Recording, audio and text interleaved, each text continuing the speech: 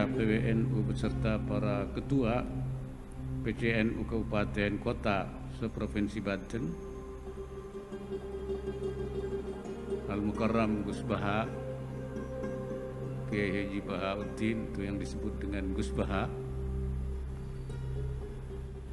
Saya terima kasih kepada Gus Baha atau Kiai Bahauddin yang datang jauh dari Jawa Tengah, dari Lasem. Nah, beliau ini sekarang ini mubaligh yang sangat terkenal. Saya terima kasih kehadirannya pada siang hari ini dalam rangka haul. Mudah-mudahan Allah Subhanahu wa taala membalas apa yang keikhlasannya untuk datang ke Tanara ini. Ya, mudah-mudahan apa yang akan diceritakan dari haul ini, tausiahnya, mari kita dengarkan dan kita resapkan. Mudah-mudahan itu menjadi bekal hidup kita, ya, untuk menjadi lebih baik pada yang masa yang akan datang. Dan ini dipraktekkan di Indonesia. Orang Indonesia itu mesti hafal Fatihah dan semuanya merasa pintar. Itu ya barokahnya Senawawi, karena kata Senawawi itu semua Quran dikumpulkan di Fatihah. Fatihah itu dikumpulkan di Bismillah. Bismillah itu dikumpulkan di Ba. Baknya saja masih dikurting di titiknya saja. Jadi kalau orang bisa titik itu sudah menguasai satu Quran. Karena pikirannya Senawawi itu semua Quran itu menerangkan tauhid, dan tauhid itu dimulai dari Ba. Ba itu bi kana makana wa bi yakunu ma yakun.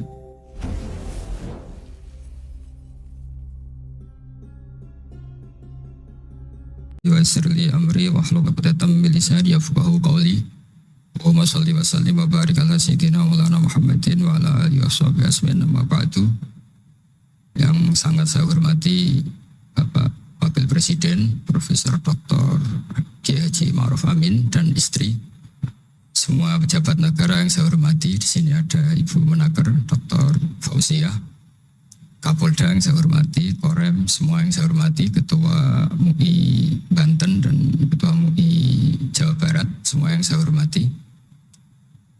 Ini tak tanya dulu sama Pak Dokter, ini gimana? Ini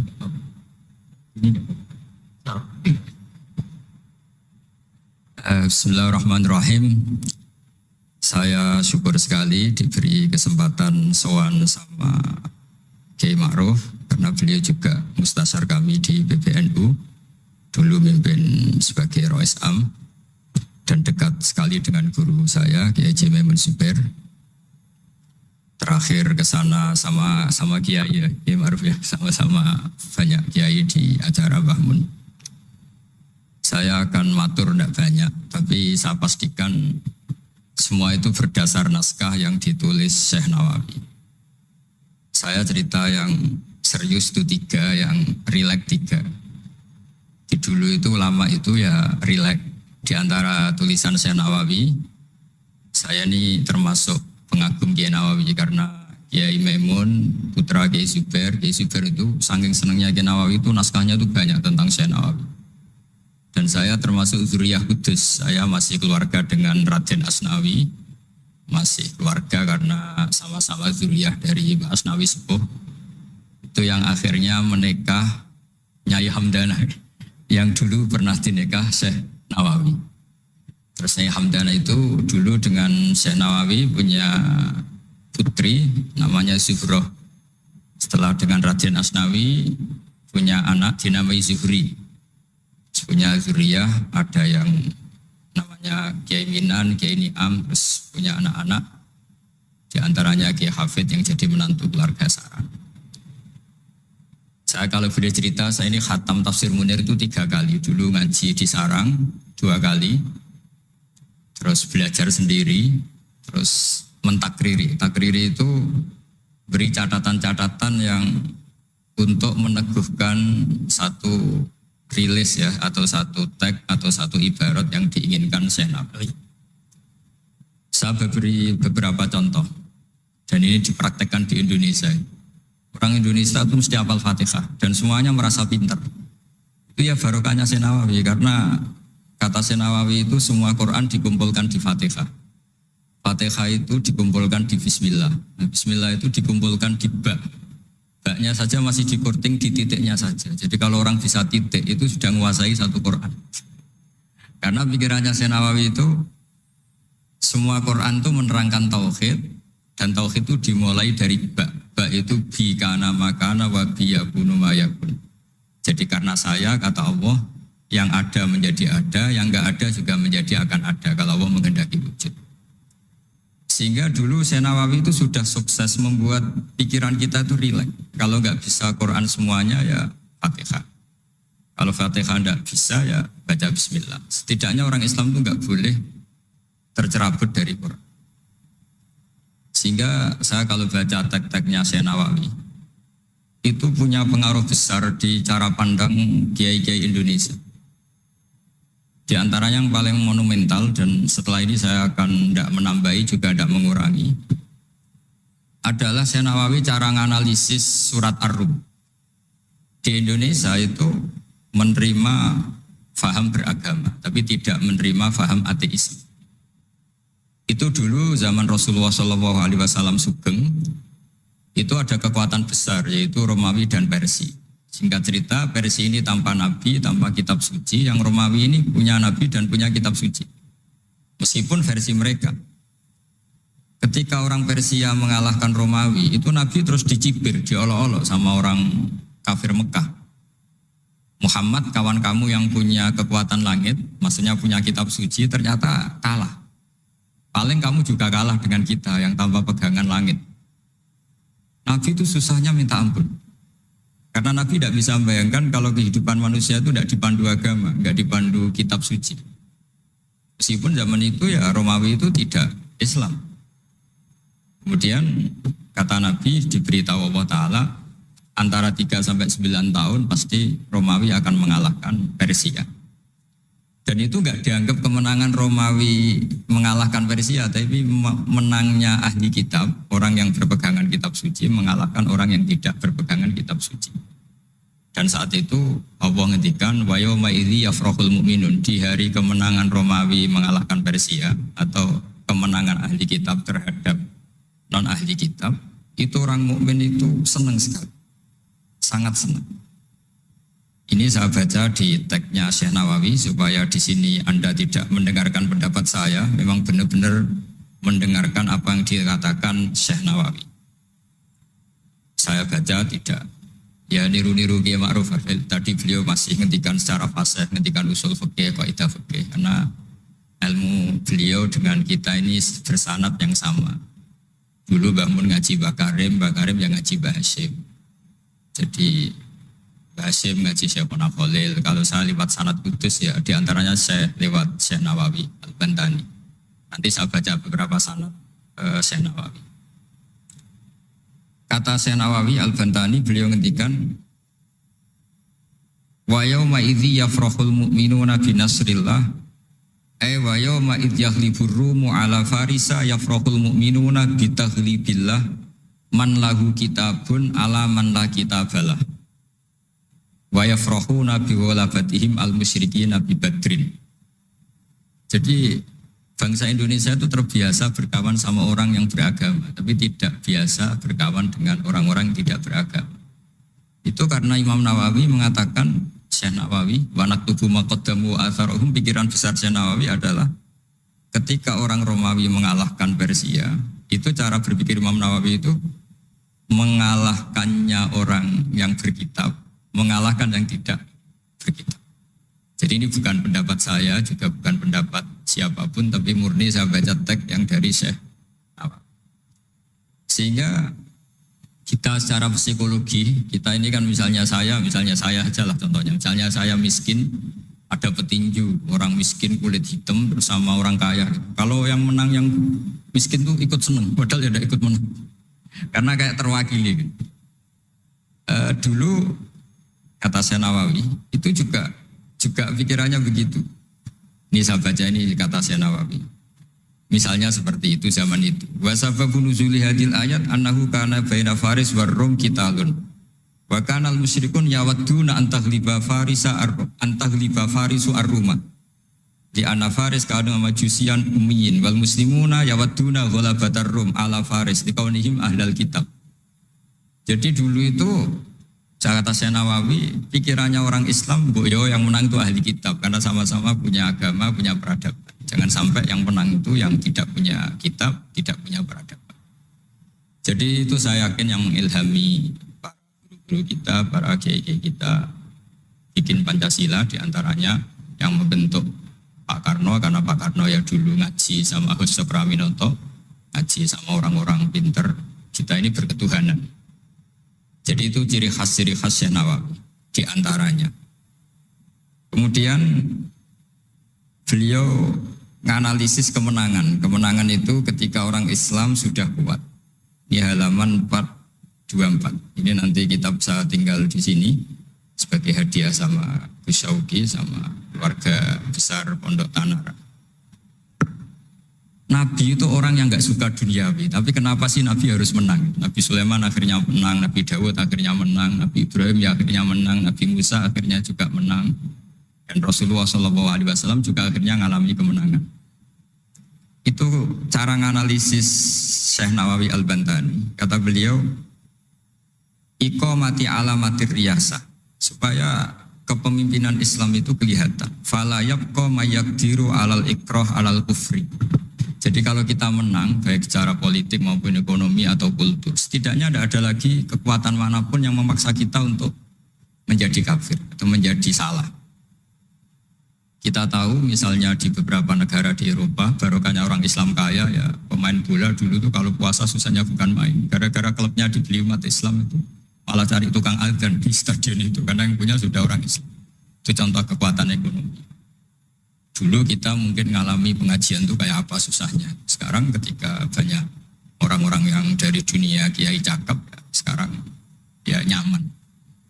Jadi di antara alamatnya tamkinu hadatin adalah wala yumakkinan nalagum dinahumul ladir tadolagum wala yubadilannahum min ba'di khaufim amna. Ciri utamanya adalah tamkin fil ard. Merasa beragama itu nyaman, tidak ada yang ganggu. Zaman itu Syekh Nawawi sudah menganalisis kenapa sih Nabi harus menang. Kata beliau supaya la yabqa mayaqdiru alal ikrah alal kufri. Ini tafsir di ayat wa yahdiyaka siratan mustaqima ketika Syekh Nawawi menerangkan kenapa Nabi harus menang di halaman 424 surat Al-Fatih. Jadi itu sisi-sisi betapa Syekh Nawawi itu luar biasa. Terus menyangkut kiblat. Dulu ramai sekali di Indonesia kalau kiblat harus presisi betul, harus ditertibkan betul. Tapi ternyata masjidnya para wali dan para orang-orang soleh itu ya kayaknya asal madep mulon itu ada yang komentar itu kenanya Afrika atau Mesir entahlah. Tapi Imam Syekh Nawawi zaman itu ngendikan setelah beliau cerita presisi, beliau ahli falak. Saya tahu banyak keahlian beliau falak karena saya punya kitab gurunya Syekh Nawawi. Namanya Syiarus Salikin, itu karangan guru beliau. Syekh Abdus Somad. Itu kata beliau selain menukil pentingnya presisi kiblat, tapi beliau tetap menukil itu ngutip Waruwiya an Ibni Abbasin annahu qol al-baitu kiblatun li ahlil masjid wal masjid kiblatun li ahlil haram wal haram kiblatun li ahlil masyriq wal maghrib.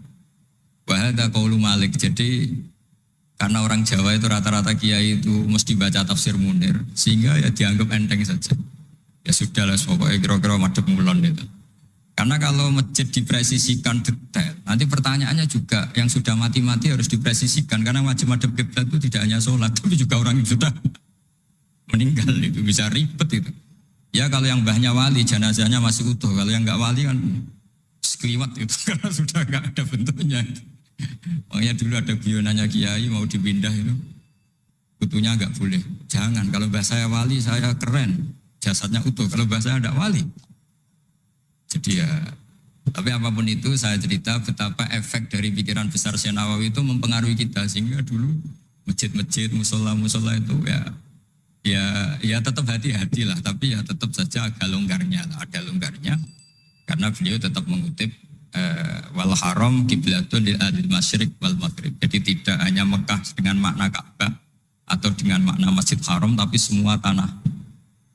Dan itu bisa 25 atau 20 kilo persegi. Kemudian ini biar benar-benar halnya Syekh Nawawi. Jadi saya tidak cerita pikiran saya, tapi murni cerita Syekh Nawawi, murni cerita Syekh Nawawi. Saya punya naskah banyak karena memang saya nekuni betul. Saya khatam, kalau nggak 3 kali saya khatam tafsir Munir. Ketika beliau menafsirkan fa inna hizballahi humul ghalibun. Ini favorit saya di Syekh Nawawi. Pasukan Allah itu pasti menang, ya. Pasukan Allah itu pasti menang. Tapi beliau dengan unik menjelaskan, ya ini supaya benar-benar Syekh Nawawi ya, tidak menambahkan, tidak mengurangi. Di halaman 278. Jadi ngaji pakai kitab itu untungnya 2. 1 mengutip, 2 terus gak usah mikir gitu. Jadi baru saya mikir nanti salah di depan Pak Wapres, di depan orang-orang pinter malah sakit atau goblok gitu. Jadi kalau nukil kan aman. Paling salah baca. Kayaknya enggak lah, saya pernah ngaji 3 kali. Kayaknya enggak. Tapi kalau misalnya salah itu apa-apa. Bismillahirrahmanirrahim. Fa inna hizballahi humul ghalibun. Kata Syekh Nawawi, wa may yattakhidum terus hum al-ghalibuna ala a'daihim bil hujjah fa innaha mustamirratun abadan amma bisolah wa daulah faqad dibulabun. Ini termasuk yang unik dari Syekh Nawawi. Kata beliau, Islam itu akan selalu menang secara argumentatif. Bahwa ada sekolah perbandingan agama, bahwa ada kajian agama. Asal yang dikaji Islam ya, bukan orangnya. Kalau orangnya ya macam-macam. Itu pasti argumentasinya itu meyakinkan karena hujjah bahwa Allah itu satu, bahwa kita harus berakhlak, kita harus meninggalkan narkoba, harus meninggalkan perzinahan. Itu argumentasinya mantap, secara uluhiyah mantap, secara sosial juga mantap. Tapi kalau secara kekuatan politik mungkin akan selalu ada, meskipun inginnya kita tidak ada, orang-orang Islam yang minoritas di negaranya atau dengan tanda kutip tertindas di negaranya. Zaman itu Syekh Nawawi sudah ngendikan yang pasti menang itu bil hujjah fa innaha mustamirratun abadan. Ini di halaman 278. Amma bisolah wa daulah faqad yughlabun. Kalau kekuatan struktural negara atau politik atau ekonomi, ya namanya hukum sosial ya kadang kalah. Dan itu dibuktikan secara lahir. Dulu Rasulullah itu pernah kalah di perang Uhud secara lahir. Ya karena itu fisik. Tapi kalau argumentasi logika Islam itu tetap kul falillahil hujjatul baligh. Logika Islam adalah logika yang kelima. Saya kalau didatangi beberapa dosen dari Jogja, saya sering cerita logika Islam yang paling kelima itu diantaranya saya sering memberi contoh. Ini misalnya saya megang kertas, ini besi. Pasti orang itu bilang besi sama kertas itu kuat besi. Tapi Anda salah. Secara materi memang besi lebih kuat ketimbang kertas. Tapi masalahnya yang mengendalikan saya ingin menghancurkan besi sementara ingin menyimpan kertas. Artinya Islam itu mengajarkan kita itu kabeh biadillah. Apa artinya besi kalau di bawah rencana dihancurkan? Apa lemahnya kertas ketika rencananya diabadikan? Ini pentingnya Islam. Artinya apa? Ketika Islam bilang al-amru biadillah, itu tidak bisa ditawar. Meskipun apapun kekuatannya tetap menang Allah. Seperti tadi, saya megang besi sama megang kertas. Orang tak tanya pasti bilang kuat besi. Tapi kata saya, Anda keliru. Karena saya punya rencana menghancurkan besi, mengabadikan kertas. Artinya Islam itu mengajari tadi seperti yang dikatakan Kiai Ma'ruf, la haula wala quwata illa billah. Apapun ilmu kita harus digarisbawahi secara materi kuat besi, secara materi kertas lebih rentan. Tapi harus ditambahin, tapi hakikatnya terserah yang mengendalikan. Jadi di sini Islam mensifati Allah biyadihi malakutu kulli syai'. Ya terserah Allah. Jadi teori la haula wala quwata illa billah itu tidak perlu diperbandingkan atau diperbenturkan dengan teori usaha. Kalau ada penyakit ya kita usaha. Ada di kitab Ihya, di kitab Dawa itu diterangkan Nabi Musa itu pernah sakit karena beliau merasa dekat sama Allah itu gak berobat, tambah sakit, tambah dikasih nasihat. Para dokter tetap gak mau berobat. Akhirnya Allah sendiri yang ngasih tahu, udah kamu berobat saja. Bukankah terserah jenengan Gusti? Terus kata Allah, apa kamu mau bilang saya bikin sesuatu itu udah ada gunanya? Masa Allah bikin jahe ditanya, apa betul Gusti ini menghasilkan badan? Saya tidak tahu. Saya bikin juga enggak jelas. Kan enggak mungkin seperti itu. Tetap kata Allah, fa'ena atau hikmati. Lalu hikmah saya bikin sesuatu dengan fungsi tertentu, lalu gunanya apa? Kalau semuanya tidak ada gunanya. Semenjak itu Nabi Musa percaya atau mau ikhtiar dengan obat. Tapi obat saja tidak cukup. Tetap al-amru biyadillah. Saya sering kalau ngaji bilang, kita takut COVID, ternyata nyuwun sewu mati kita kecelakaan. kita takut penyakit tertentu membunuh, ternyata mati kita kesetrum listrik, tetap kita butuh tawakal. Meskipun bersamaan dengan itu tetap ada usaha melawan COVID, ingin menghilangkan penyakit-penyakit itu. Tapi tetap al-amru biyadillah, sehingga ada keserasian syariat dan keserasian hakikat. Tapi saya pastikan Syekh Nawawi ini memang luar biasa. Jadi beliau menghentikan banyak hal yang menurut saya itu luar biasa. Jadi saya mengkaji tafsir Munir itu, di antara khas-khas beliau adalah beliau bisa cerita tentang tentang kekuatan-kekuatan Allah Ta'ala dengan cara yang rileks. Kemudian kenapa kiai-kiai Indonesia itu ngadepi orang fasik itu tenang, tidak langsung antipati seakan-akan fasik selamanya. Yang soleh juga tidak jumawa seakan-akan soleh sampai mati. Karena kata Syekh Nawawi itu ketika menafsirkan wa yu'adzibal munafiqina insya'a aw yatub. Namanya hukum sosial sudah saja yang sekarang fasik suatu saat soleh, yang sedang soleh suatu saat fasik. Karena Allah itu bisa saja merubah. Orang munafik yang kayak apa biadabnya, kayak apa salahnya, itu Allah ketika cerita tentang dirinya wa yu'adzibal munafiqina insya'a. Allah ya bisa saja menyiksa orang munafik insya'a. Tapi tetap ada kemungkinan aw yatuba, atau Allah memberi tobat. Nah barokahnya itu kadang-kadang kita sebagai GNU itu dikritik gak jelas. Ya kita memang gak mungkin jelas, memang potensinya ya yang sedang soleh ya bisa salah, yang sedang fasik ya bisa benar kan. Karena al-amru biyadillah. Itu ciri khas Nawawi. Jadi beliau dan itu membentuk kita semua di halaman 251 juz 2 beliau ngendikan haitsu razaqahum al-iman. Sehingga ya mereka bisa saja suatu saat dikasih iman. Jadi itu contoh-contoh. Kemudian di halaman 288 ketika nah ini biar benar-benar kholnya Syekh Nawawi memang saya persiapkan khusus karena saya memang nggak perlu nyari karena saya punya takriran lengkap tentang tafsir Munir. Jadi saya hanya butuh memindah saja. Karena naskah itu sudah ada di rumah, terus ini tak pindah di sini, dan rencana kitab ini tak tinggal di sini memang untuk hadiah kepada Gus Syauqi. Ketika Syekh Nawawi cerita tentang wala tajidanna aqrabahum mawaddatan lil ladzina amanu ladzina qalu inna nasara. Jadi suatu saat di komunitas yang kamu adepin, itu kamu akan menemukan orang yang alyan itu lebih rileks, lebih ya cara bahasa sekarang mungkin lebih simpati. Jadi orang Indonesia itu lebih simpati pada agama tertentu daripada yang lain. Misalnya kata Syekh Nawawi ngendikan waqad qala ba'duhum madzhabul yahud annahu yajibu alim isalu syarri ila man khalafahum fiddin. Terus ketika beliau cerita yang satunya wa aman nasara falaysa madzhabum dzalik balil idza haramun fi dinihim fa hadza wajhu tafawut. Jadi akhirnya orang Indonesia itu terbiasa dengan seperti ini karena dulu Syekh Nawawi sudah bilang. Jadi betapa Rasulullah itu lebih ingin yang menang itu yang masih punya agama. Jangan sampai yang nggak punya agama itu menang. Bisa dibayangkan kan kita tahu misalnya di ilmu medis kalau cloning itu dibolehkan itu kayak apa manusia jadi uji coba. Jadi gara-gara kita masih beragama apapun hebatnya teknologi cloning itu tidak serta-merta diadopsi atau diterapkan.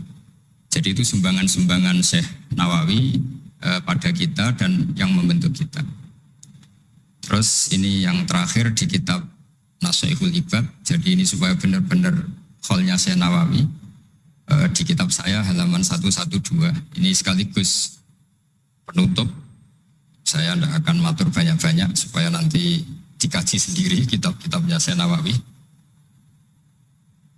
Suatu saat orang yang tukang fitnah ya atau yang suka mungkin kalau sekarang suka gosip atau apalah atau yang suka bikin berita yang enggak benar. Itu Syekh Nawawi menambahkan ini kitab Nashihul Ibad itu karangannya Ibnu Hajar Al-Asqalani. Ibnu Hajar Al-Asqalani itu gurunya Syekh Zakaria Al-Ansori. Jadi Syekh Zakaria Al-Ansori itu orang yang begitu alim alama sampai digelari Syekhul Islam. Itu beliau pinter itu karena bingung. Pernah ditanya, ya Syekh, kenapa Anda sepinter itu? Syekh Zakaria Al-Ansori itu punya guru namanya Ibnu Hajar Al-Asqalani. Beliau punya murid namanya Ibnu Hajar Al-Haytami. Jadi kalau mau setoran itu ya sinau karena gurunya alim. Dulu kalau setoran sama guru itu muridnya yang baca, qara' itu alas. Jadi dulu saya baca tafsir Munir itu nyemak sampai khatam, terus saya baca ya sampai khatam. Makanya saya ini alhamdulillah tahu banyak tentang tafsir Munir. Karena saya pernah ngaji istimak khatam, terus saya yang baca juga khatam, terus saya belajar juga khatam. Jadi semoga ini bentuk penghormatan saya pada Syekh Nawawi, itu sudah puluhan tahun yang lalu. Dan alhamdulillah sekarang punya kesempatan bisa hormat khalnya Syekh Nawawi. Beliau ketika terus yang tanya ini dijawab sama saya Zakaria Ansori. Dukik tu bena hajaro ini. Saya ini diseleb 2 batu, digebek kalau orang Jawa bilang. Karena kalau mau ngaji ya takut, mau ngajar juga takut karena muridnya pinter. Kalau dia bacanya salah itu ketahuan. Jadi guru kalau ingin pinter cari murid yang pinter, pasti mutolaah dulu. Karena sampai kalau baca rofa nasabnya salah, pasti terus muridnya boyong. Goblok tenan guru-guru gitu. Karena jadi punya murid pinter, makanya kalau ada mahasiswa pinter, mesti dosennya tambah pinter. Karena dia kalau bacanya banyak, muridnya akan mikir. Itu disebut dukik tuh bena hajaro ini. Kata Syekh Nawawi menambahkan yang dikatakan Ibnu Hajar Al-Asqalani dalam kitab Nashihul Ibad. Beliau meriwayatkan satu hadis. Yu'adzabul lisanu bi'adzabin la yu'adzabu bihi syai'un minal jawarih. Nanti lisan atau mulut itu disiksa Allah dengan siksaan paling pedih di atas organ tubuh yang lain. Terus lisan komplain sama Allah, 5 tu'adzibu, kenapa engkau menyiksa seperti ini ya Allah? Terus dijawab, kharajat minka kalimatun balaghat masyariqal ardi wa magharibaha. Fasufika bihad damul haram wa ukhida bihal malul haram wa tuhika bihal farjul haram. Jadi lisan itu kalau kadung ngomong, itu orang yang harusnya disukai gara-gara dia provokatif atau menceritakan kebencian, orang benci semua. Yang orang harusnya dibenci karena perilakunya tidak menguntungkan bangsa dan negara atau tidak menguntungkan umat Islam, gara-gara dipoles sehingga dicintai. Jadi lisan itu bisa merubah segalanya. Jadi sekali dia punya kesalahan, kata Syekh Nawawi, sesuai riwayat yang beliau riwayatkan, dan beliau ngendikan turuwiyah, Nabi sallallahu alaihi wasallam, beliau ngendikan bahwa ini diriwayatkan dari Nabi, kharajat minki kalimatun balaghat atau kharajat minka kalimatun balaghat masyariqal ardi wa magharibaha fasufikat biyadamul haram wa ukhidha biha al-malul haram. Jadi ini sumbangan-sumbangan Syekh Nawawi yang kemudian membentuk kita. Jadi saya ulang lagi, mungkin para pengkaji naskahnya Syekh Nawawi tolong dibaca surat Ar-Rum. Surat Ar-Rum itu dulu Nabi itu masih belum kuat, masih di Mekah, dihimpit kekuatan besar, yaitu kekuatan Romawi dan Persia. Dan yang Romawi ahli kitab, yang Persia non ahli kitab. Dan orang musyrik itu non ahli kitab, jadi tidak berkitab. Ternyata Nabi ketika orang Faris menang, Nabi dicibir sama orang-orang musyrik bahwa nasib Anda yang katanya punya kekuatan langit, pasti nasibnya sama dengan Romawi. Tapi ternyata Allah akhirnya memenangkan Romawi, dan ketika Romawi yang menang ini oleh Syekh Nawawi ditafsirkan kemenangan yang punya kitab. Bukan ditafsirkan kemenangan apa? Romawi, tapi kemenangan yang berpegangan kitab itu lebih menyenangkan bagi umat Islam. Karena bagaimanapun yang punya kitab ini jauh lebih berperadaban, lebih beretika. Saya kira demikian karena mungkin waktu ya, dan tadi seperti yang dikatakan Kiai Haji Ma'ruf, mohon maaf sebanyak-banyaknya karena nggak bisa hormat Syekh Nawawi secara besar-besaran sesuai hak beliau sebagai orang yang sangat-sangat terhormat karena ngangkat nama besar Indonesia di kancah internasional. Terakhir saya tutup kata Mbah Maimun itu, ketika Andalusia kalah, padahal dulu melahirkan pengarang-pengarang kitab besar kayak Imam Qurtubi, Ibnu Malik, itu kata Mbah Mun, digai genti Indonesia katanya. Kata Allah itu enggak ridho kalau orang Islam di belahan sana kalah kecuali ada penggantinya. Katanya penggantinya itu Indonesia, kata beliau. Buktinya kita tidak berbahasa ibu Arab, tapi banyak melahirkan pengarang-pengarang kitab dengan al-fasohah fi nihayatil ulya. Karangannya Syekh Nawawi, Syekh Mahfud At-Turmusi itu punya tingkat fasohah yang setingkat bahasa aslinya. Makanya ada Syekh Khotib Minangkabau itu namanya Muhammad. Dia orang Indonesia, orang Minangkabau. Tapi ketika dipek mantu orang Arab dicibir. Kamu kok punya menantu orang Ajam? Orang Ajam itu dianggap gak bisa ngomong.